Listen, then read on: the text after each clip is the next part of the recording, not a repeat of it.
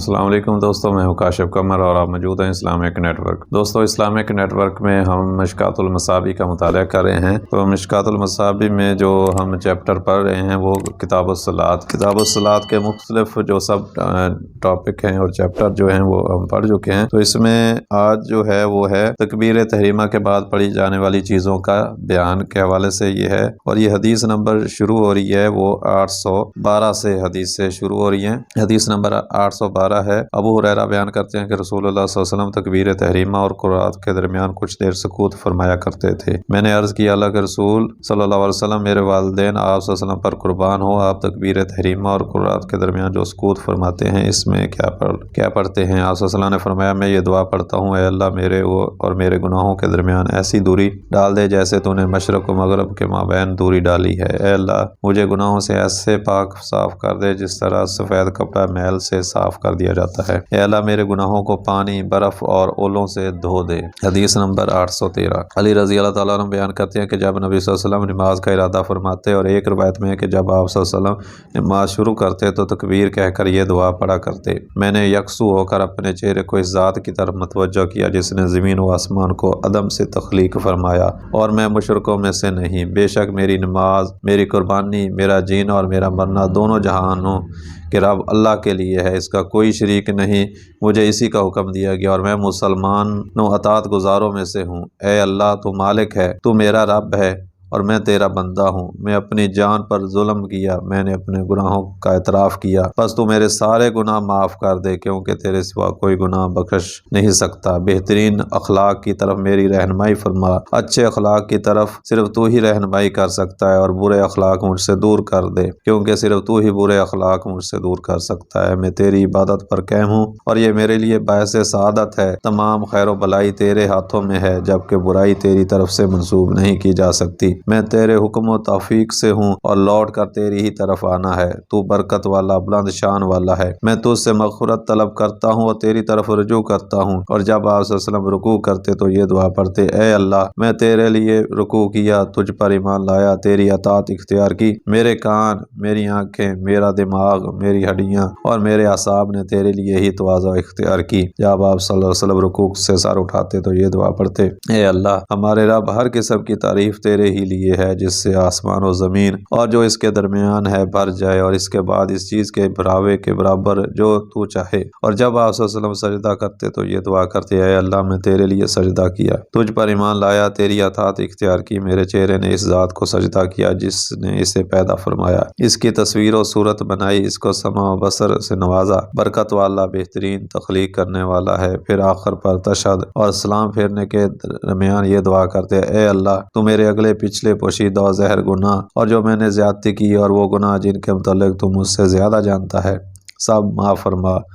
تو ہی ترقی دینے والا اور تو ہی تنزلی کی جانب لے جانے والا ہے، تیرے سوا کوئی معبود نہیں۔ اور شافعی کی روایت میں ہے، اور برائی تیری طرف منسوب نہیں کی جا سکتی، ہدایت والا وہ ہے جسے تو ہدایت عطا فرمائے۔ میں تیری توفیق سے ہوں اور میرا لوٹنا بھی تیری ہی طرف ہے۔ نجات و پناہ صرف تجھ سے مل سکتی ہے اور تو برکت والا ہے۔ حدیث نمبر 814۔ انس رضی اللہ تعالیٰ عنہ سے روایت ہے کہ ایک آدمی آ کر صف میں شامل ہو گیا، اس کی سانس پھولی ہوئی تھی۔ اس نے کہا، اللہ سب سے بڑا ہے، اللہ کے لیے حمد ہے، جو حمد بہت زیادہ پاکیزہ اور بابرکت۔ جب رسول اللہ صلی اللہ علیہ وسلم نے اپنی نماز مکمل کر لی تو فرمایا، تم میں سے یہ کلمات کس نے کہے تھے؟ تمام صحابہ کرام خاموش رہے۔ پھر آپ صلی اللہ علیہ وسلم نے فرمایا، یہ کلمات کس نے کہے تھے؟ وہ پھر خاموش رہے تو آپ صلی اللہ علیہ وسلم نے فرمایا، یہ کلمات کس نے کہے تھے؟ اس نے کوئی قابل مواخذہ بات نہیں کی۔ ایک آدمی نے عرض کیا، میں آیا تو میری سانس پھول چکی تھی، چنانچہ وہ کلمات میں نے کہے تھے۔ آپ صلی اللہ علیہ وسلم نے فرمایا، نے 12 فرشتوں کو ان کلمات کی طرف سبقت کرتے ہوئے دیکھا کہ ان میں سے کون اوپر لے کر جائے۔ حدیث نمبر 815۔ عائشہ رضی اللہ تعالیٰ عنہ بیان کرتی ہے، جب رسول اللہ صلی اللہ علیہ وسلم نماز شروع کرتے تو یہ دعا کیا کرتے تھے،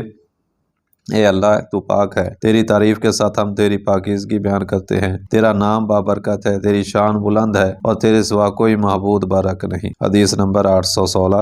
ابن ماجہ نے اسے ابو سعید سے روایت کیا اور امام ترمذی نے فرمایا، ہم اس حدیث کو صرف عرصہ کے واسطے سے جانتے ہیں، جبکہ اس کی کمزور قوت یاداشت کی وجہ سے اس پر کلام کیا گیا ہے۔ حدیث نمبر 817۔ جبیر بن مطعم سے روایت ہے کہ انہوں نے رسول اللہ صلی اللہ علیہ وسلم کو نماز پڑھتے ہوئے دیکھا تو اس وقت آپ صلی اللہ علیہ وسلم پڑھ رہے تھے۔ حدیث نمبر 817 جبیر بن محتم سے روایت ہے کہ انہوں نے رسول اللہ صلی اللہ علیہ وسلم کو نماز پڑھتے ہوئے دیکھا تو اس وقت آپ صلی اللہ علیہ وسلم یہ پڑھ رہے تھے، فرمایا اللہ بہت ہی بڑا ہے، اللہ بہت ہی بڑا ہے، اللہ بہت ہی بڑا ہے، اللہ کے لیے بہت زیادہ تعریف ہے، اللہ کے لیے بہت زیادہ تعریف ہے، اللہ کے لیے بہت زیادہ تعریف ہے۔ 3 مرتبہ فرمایا اللہ کے لیے صبح و شام پاکیزگی ہے، میں شیطان سے، اس کی بھونک، اس کے وسوسے اور اس کے خطرے سے اللہ کی پناہ چاہتا ہوں۔ ابو داؤد ابن ماجہ، البتہ ابن ماجہ نے والحمدللہ کثیرن کا ذکر نہیں کیا اور انہوں نے آخر پر من الشیطان الرجیم کا ذکر کیا۔ اور عمر نے فرمایا اس کی بھونک سے مراد قبر، اس کے وسوسے سے مراد شور اور اس کے خطرے سے جنون مراد ہے۔ حدیث نمبر 818 سمرہ بن جندب سے روایت ہے کہ انہوں نے رسول اللہ صلی اللہ علیہ وسلم سے 2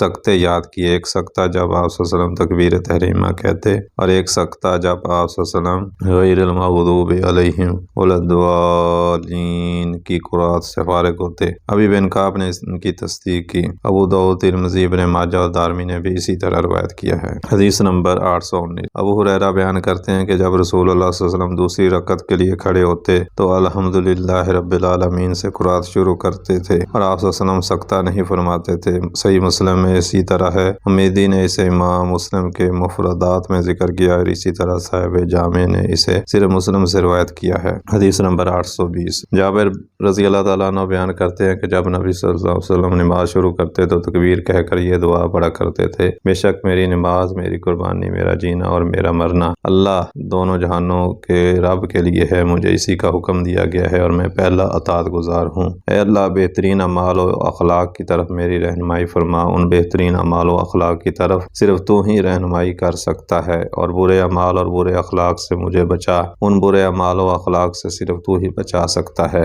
حدیث نمبر 821 محمد بن مسلمہ رضی اللہ تعالیٰ عنہ بیان کرتے ہیں کہ جب رسول اللہ صلی اللہ علیہ وسلم نفل نماز کے لیے کھڑے ہوتے تو اللہ اکبر کہہ کر یہ دعا فرماتے، میں نے یکسو ہو کر اپنے چہرے کو اس ذات کی طرف متوجہ کر لیا جس نے عدم سے زمین و آسمان کو پیدا فرمایا اور میں مشرکوں میں سے نہیں ہوں۔ اور انہوں محمد بن مسلمہ نے جابر رضی اللہ تعالیٰ عنہ سے مروی حدیث کے مثل ذکر کیا، البتہ انہوں نے وَأَنَا مِنَ الْمُسْلِمِينَ میں مسلمان ہوں ذکر کیا ہے۔ پھر آپ صلی اللہ علیہ وسلم نے فرمایا اے اللہ تو ہی بادشاہ ہے، تیرے سوا کوئی معبود برحق نہیں اور ہم تیری ہی حمد کے ساتھ تیری پاکیزگی بیان کرتے ہیں۔ پھر آپ صلی اللہ علیہ وسلم قرات فرماتے۔ کتاب الصلاۃ میں نیا چیپٹر ہے نماز میں قرات کا بیان کہ نماز میں تلاوت یا قرات کس طرح کی جائے۔ حدیث نمبر 822 ہے۔ عبادہ بن صامت رضی اللہ تعالیٰ عنہ بیان کرتے ہیں کہ رسول اللہ صلی اللہ علیہ وسلم نے فرمایا جس شخص نے نماز میں سورہ فاتحہ نہیں پڑھی اس کی کوئی نماز نہیں، اور مسلم کی روایت میں ہے کہ اس کی نماز نہیں ہوتی جو سورہ فاتحہ اور کچھ زائد نہ پڑھے۔ حدیث نمبر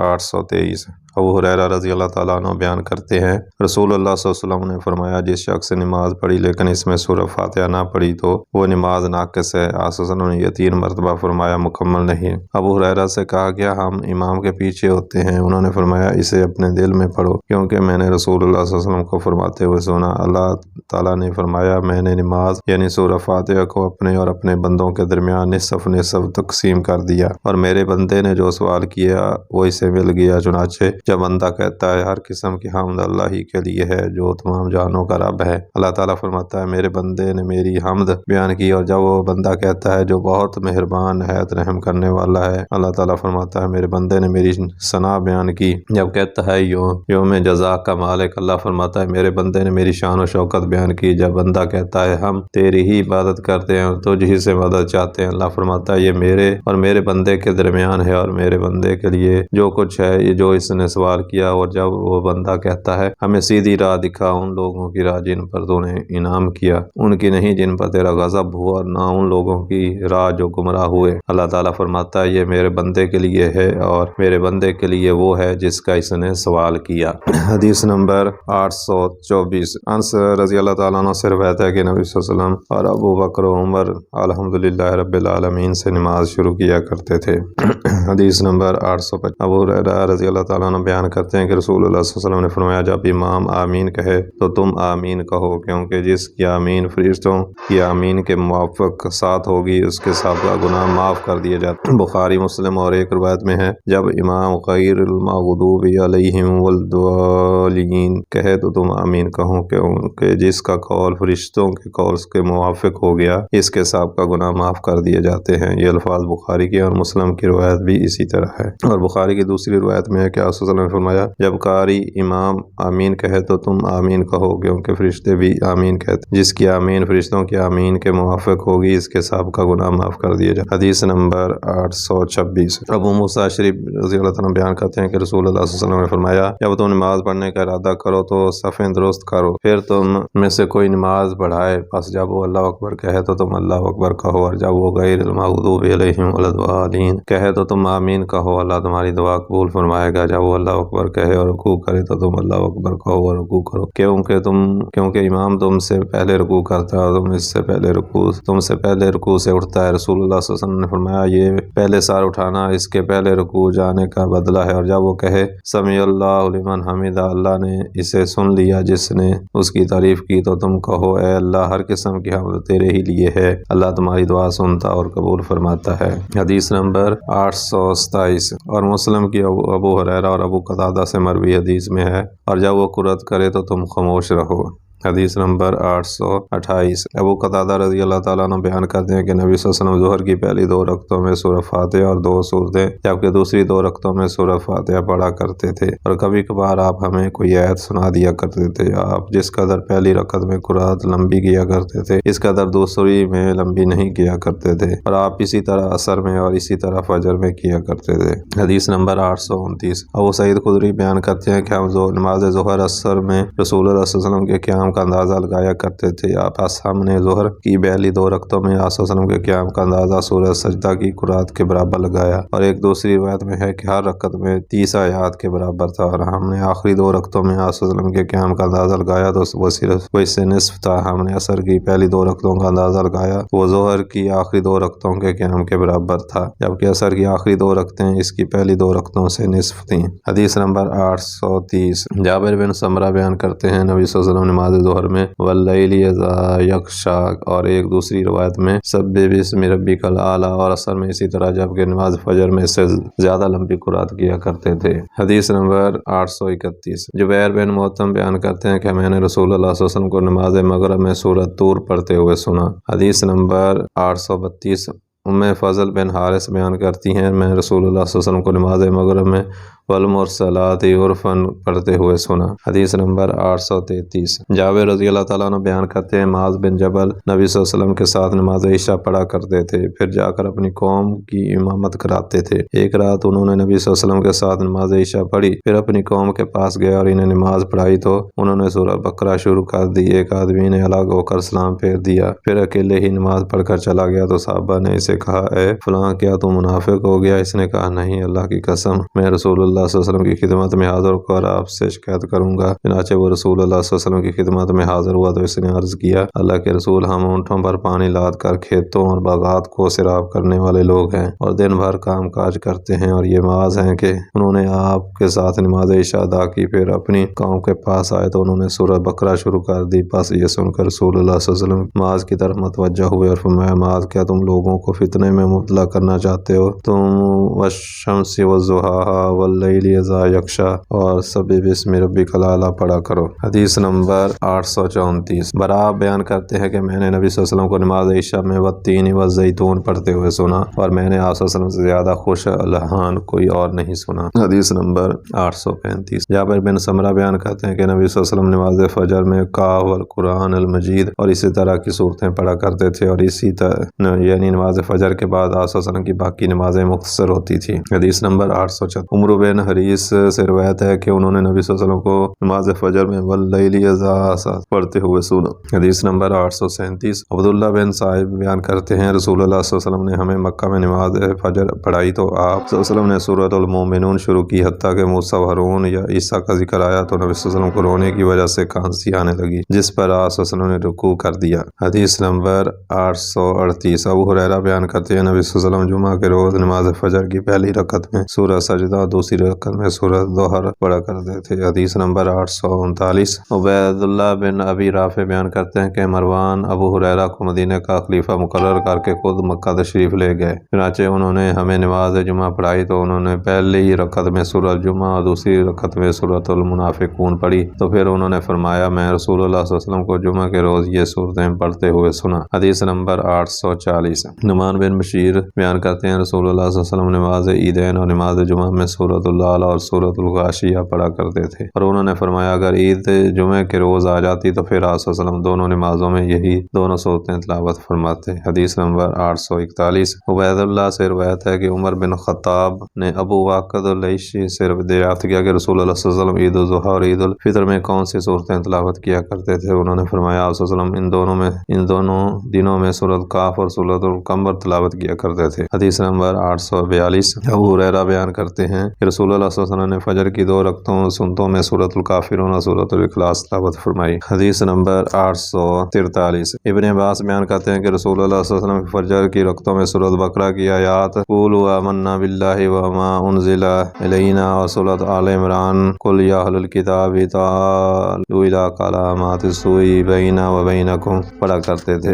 حدیث نمبر 844۔ ابن عباس بیان کرتے ہیں کہ رسول اللہ صلی اللہ علیہ وسلم اپنی نماز بسم اللہ الرحمن الرحیم سے شروع کیا کرتے تھے۔ ترمذی اور انہوں نے فرمایا اس حدیث کی سند قوی نہیں۔ حدیث نمبر 845۔ وائل بن حجر بیان کرتے ہیں کہ میں رسول اللہ صلی اللہ علیہ وسلم کو سنا کہ آپ صلی اللہ علیہ وسلم نے غیر المغضوب علیہم ولا الضالین پڑھا تو بلند آواز سے آمین کہا۔ حدیث نمبر 846۔ ابو زہیر نمیری بیان کرتے ہیں کہ ہم ایک رات رسول اللہ صلی اللہ علیہ وسلم کے ساتھ نکلے تو ہم ایک آدمی کے پاس سے گزرے جو بڑی عاجزی کے ساتھ اللہ سے دعا کر رہا تھا۔ نبی صلی اللہ علیہ وسلم نے فرمایا اگر اس نے دعا ختم کی تو جنت و مغفرت واجب کر لی۔ لوگوں میں سے کسی آدمی نے عرض کیا وہ کس چیز کے ساتھ ختم کرے؟ فرمایا آمین کے ساتھ۔ حدیث نمبر 847۔ عائشہ رضی اللہ تعالیٰ عنہ بیان کرتی ہیں کہ رسول اللہ صلی اللہ علیہ وسلم نماز مغرب کی 2 رکعتوں میں سورہ اعراف تلاوت فرماتے۔ حدیث نمبر 848۔ عقبہ بن عامر بیان کرتے ہیں کہ میں دوران سفر رسول اللہ صلی اللہ علیہ وسلم کی اونٹنی کی ہاتھ تھام کر آگے آگے چلا کرتا تھا۔ آپ صلی اللہ علیہ وسلم نے فرمایا عقبہ کیا میں تمہیں پڑھی جانے والی 2 بہترین صورتیں نہ سکھاؤں؟ آپ صلی اللہ علیہ وسلم نے سورۃ الفلق اور سورۃ الناس مجھے سکھائی۔ راوی بیان کرتے ہیں آپ صلی اللہ علیہ وسلم نے ان صورتوں کی وجہ سے مجھے زیادہ خوش نہ دیکھا، پس جب آپ نماز صبح کے لیے تشریف لائے تو آپ نے نماز فجر پڑھاتے ہوئے یہی 2 صورتیں تلاوت فرمائیں۔ جب نماز سے فارغ ہوئے تو میری طرف توجہ کرتے ہوئے فرمایا عقبہ تم نے ان 2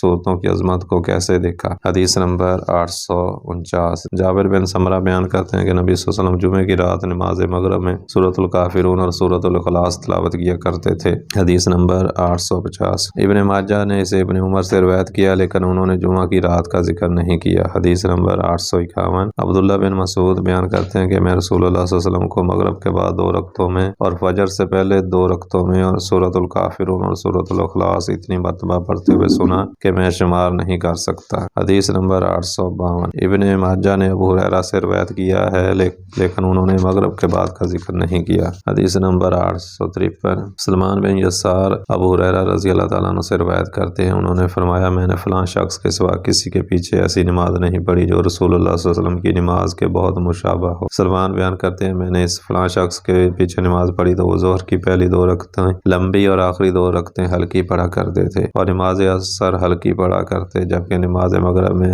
قصار مفصل سورۃ البینات سے آخر تک، عشاء میں اوسط مفصل البروج سے البینیہ تک اور فجر میں طول المفصل سورۃ الحجرات سے البروج تک پڑھا کرتے تھے۔ نسائی اور ابن ماجہ نے نماز عصر ہلکی پڑھا کرتے تھے تک روایت کیا ہے۔ حدیث نمبر 854۔ عبادہ بن صامت بیان کرتے ہیں کہ ہم نماز فجر میں نبی صلی اللہ علیہ وسلم کے پیچھے تھے، آپ صلی اللہ علیہ وسلم نے قرات کی تو آپ صلی اللہ علیہ وسلم پر قرات گراں ہو گئی۔ چنانچہ جب آپ صلی اللہ علیہ وسلم نماز سے فارغ ہو گئے تو فرمایا شاید کہ تم اپنے امام کے پیچھے قرات کرتے ہو؟ ہم نے عرض کی جی ہاں، اللہ کے رسول آپ صلی اللہ علیہ وسلم نے فرمایا سورہ فاتحہ کے علاوہ قرات نہ کیا کرو کیونکہ جو اسے نہیں پڑھتا اس کی نماز نہیں ہوتی۔ ابو داؤد، ترمذی، نسائی اور ابو داؤد کی روایت میں ہے کہ آپ صلی اللہ علیہ وسلم نے فرمایا میں بھی اپنے دل میں کہتا تھا کہ قرآن کا پڑھنا مجھ پر دشوار کیوں ہے؟ جب میں بلند آواز سے قرات کروں تو تم سورہ فاتحہ کے سوا اور کچھ نہ پڑھا کرو۔ حدیث نمبر 855۔ ابو ہریرہ سے روایت ہے رسول اللہ صلی اللہ علیہ وسلم نے اپنی کسی جہری قرات والی نماز سے فارغ ہوئے تو فرمایا کیا تم میں سے کسی شخص نے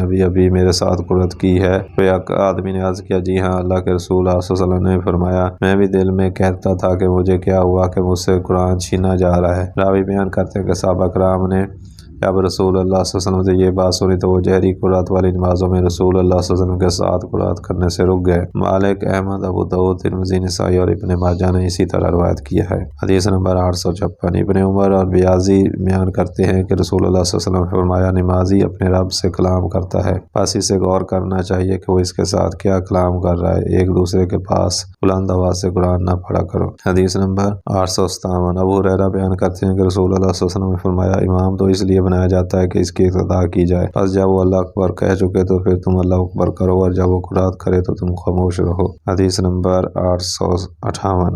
عبداللہ بن ابی اوفی بیان کرتے ہیں کہ ایک آدمی نبی صلی اللہ علیہ وسلم کی خدمت میں حاضر ہوا تو اس نے عرض کیا، میں قرآن سے کچھ بھی یاد نہیں کر سکتا، لہذا مجھے کچھ سکھا دیں جو میرے لیے کافی ہو۔ آپ صلی اللہ علیہ وسلم نے فرمایا، کہو سبحان اللہ والحمد للہ ولا الہ الا اللہ واللہ اکبر ولا حول ولا قوت الا باللہ۔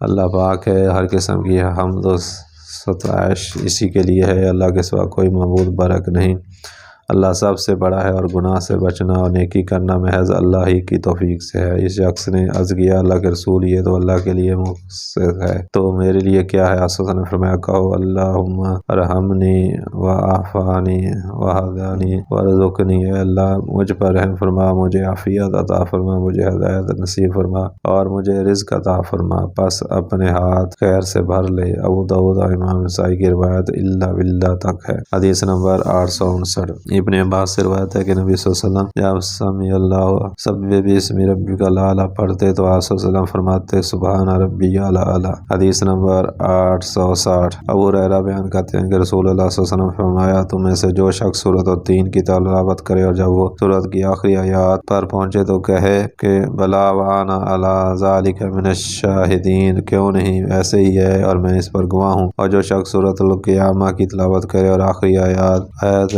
لیس ذالک بقادر لا ان یحیی الموتى، کیا وہ اس پر قادر نہیں کہ وہ مردوں کو زندہ کرے، پر پہنچے تو کہے بلا، کیوں نہیں، وہ ضرور قادر ہے۔ اور جو شخص سورۃ المرسلات کی تلاوت کرے وفا بأی حدیث بعدہ یؤمنون، کہ اس کے بعد وہ کسی حدیث پر ایمان لائیں گے، پر پہنچے تو کہے آمنا باللہ، ہم ایمان لائے اللہ پر۔ ابو داؤد امام ترمذی نے وانا علی ذالک من الشاہدین تک روایت کیا ہے۔ حدیث نمبر 861۔ جابر رضی اللہ تعالیٰ عنہ بیان کرتے ہیں کہ رسول اللہ صلی اللہ علیہ وسلم نے اپنے صحابہ کے پاس تشریف لائے اور انہیں پوری سورہ رحمان سنائی تو وہ خاموش رہے۔ آپ صلی اللہ علیہ وسلم نے فرمایا، جس رات جن آئے تھے میں نے جب فَبِأَيِّ آلَاءِ رَبِّكُمَا تُكَذِّبَانِ، تم اپنے رب کی کون کون سی نعمتوں کو جھٹلاؤ گے، پڑھا تو انہوں نے بہت اچھا جواب دیا تھا اور کہا، ہمارے رب، ہم تیری نعمتوں میں سے کسی چیز کو بھی نہیں جھٹلاتے اور ہر قسم کی حمد تیرے لیے ہے۔ ترمذی اور انہوں نے فرمایا، یہ حدیث غریب ہے۔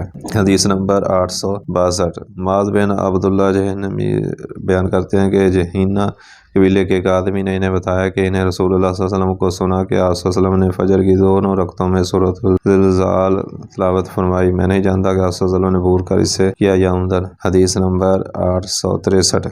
عروہ بیان کرتے ہیں کہ ابو بکر صدیق نے نماز فجر پڑھی تو انہوں نے دونوں رکعتوں میں سورۃ البقرہ تلاوت فرمائی۔ حدیث نمبر 864۔ فرافضہ بن عمیر حنفی بیان کرتے ہیں، میں سورہ یوسف عثمان بن عفان کی قرات سے یاد کی اور وہ نماز فجر میں کثرت کے ساتھ اس کی تلاوت کیا کرتے تھے۔ حدیث نمبر 865۔ عامر بن ربیعہ بیان کرتے ہیں کہ ہم نے عمر بن خطاب کے پیچھے نماز پڑھی تو انہوں نے دونوں رکعتوں میں تجوید کے ساتھ سورہ یوسف اور سورہ حج تلاوت فرمائی۔ ان سے پوچھا گیا کہ تب تو وہ طلوع فجر کے ساتھ ہی نماز شروع کرتے ہوں گے، انہوں نے کہا ہاں۔ حدیث نمبر 866۔ عروہ بن شعیب اپنے والد سے اور وہ اپنے دادا سے روایت کرتے ہیں، انہوں نے کہا کہ میں نے مفصل صورتوں یعنی الحجرات سے آخر تک میں ہر چھوٹی بڑی صورت کو رسول اللہ صلی اللہ علیہ وسلم کی زبان مبارک سے سنا کہ آپ صلی اللہ علیہ وسلم نے فرض نمازوں کی امامت کراتے ہوئے ان کی تلاوت فرمایا کرتے تھے۔ حدیث نمبر 867۔ عبداللہ بن عتبہ بن مسعود بیان کرتے ہیں کہ رسول اللہ صلی اللہ علیہ وسلم نے نماز مغرب میں سورۃ الدخان تلاوت فرمائی، امام نسائی نے اسے مرسل روایت کیا ہے۔ تو دوستو یہ تھی آج کی ویڈیو، امید ہے کہ یہ ویڈیو آپ کو پسند آئی ہوگی۔ تو یہ کتاب الصلاۃ میں جو ہے سب ٹاپک جو ہے وہ نماز میں قرات کا جو ہے وہ بیان کے حوالے سے اس میں حدیث بیان کی گئی ہیں، اور یہ حدیث نمبر 867 تک حدیث اس میں آپ لوگوں کے سامنے بیان کی۔ امید ہے آپ کو یہ ویڈیو پسند آئی ہوگی۔ اگر ویڈیو پسند آئی ہے تو اس کو لائک کریں اور اپنے دوستوں کے ساتھ اس ویڈیو کو شیئر بھی کریں، اور اگر آپ کو ہمارا یہ چینل پسند ہے تو اس کو سبسکرائب کر لیں تاکہ ہر نئی آنے والی ویڈیو ایک نوٹیفیکیشن کے ذریعے آپ تک پہنچ سکے۔ آئندہ ویڈیو تک کے لیے اللہ حافظ۔